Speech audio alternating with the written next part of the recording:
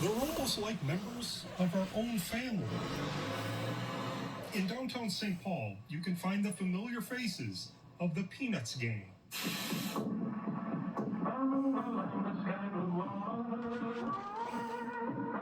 Nearby, there's an iconic character that's barely known to kids today, but an older generation will never forget. It was very popular. You know, I'm still amazed that people are still attracted to it because, I mean, the ads haven't run for a million years. For Richard Hovel, the Hamm's bear is family. That bear showed up all the time in my dad's drawings. His father helped create the lovable, clumsy, and appealing mascot. He's goofy and fun, and I think people enjoy something that's a little uplifting. The story goes, while working at a Minneapolis ad agency in the 1950s, Cleo Hovel drew the first bear on a restaurant napkin for Hamm's Beer, which was made in this former factory on St. Paul's East Side. My dad drew a lot of bears on a lot of napkins over the years.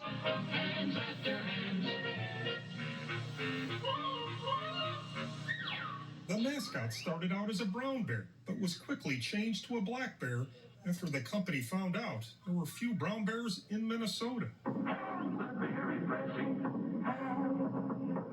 There are a lot of people that still know that song, and they know that it's, you know, Minnesota. The mascot was an instant huge hit.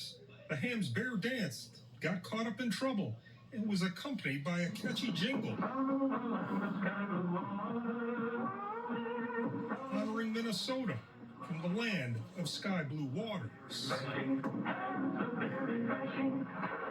It was such a well-known and beloved, I have to say, character. And Lori Williamson with the Minnesota Historical Society says the Hamm's bear helped put Minnesota on the map. Hams. it really plays into our image as Minnesotans of ourselves and the way the rest of the country and actually the world sees us. Loving the outside, loving the outdoors, going up north, all that sort of thing. The bear became an advertising icon, with many promotional products now part of the Historical Society's collection. You'll see so many things. There are salt and pepper shakers, and there are calendars, and there are trays, and there are glass. I mean, everything you can think to put a bear on, we have an example of it. At Hamm's former factory, where St. Paul Brewing continues to make craft beer in the historic space.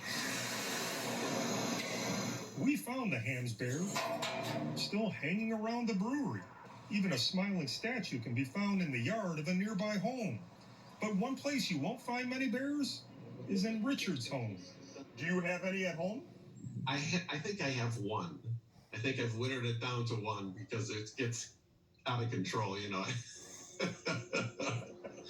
I want to be that guy with a basement filled with 5,000 Hamm's bears. About 2 decades ago, the Hamm's bear was banished. Even though the bear never drank a beer in a commercial, a controversy developed over the use of cartoons selling adult products to children. Cleo Hovel died in 1970 at the age of 49, never becoming rich or famous by his creation. When Richard sees the bear, he sees his dad.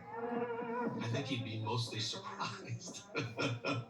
And yeah, I'm very proud of it. Next to the historic Hamm building in downtown St. Paul, the bear and his legendary story are etched in stone. The bear left a big mark in Minnesota, just like a boy and his dog. Joe Mason, 5 Eyewitness News. A lot of memories for folks there. You know, Joe shares a different Minnesota story every Monday night. So if you've got an idea about where he should go next, email us at nightcast@kstp.com. Next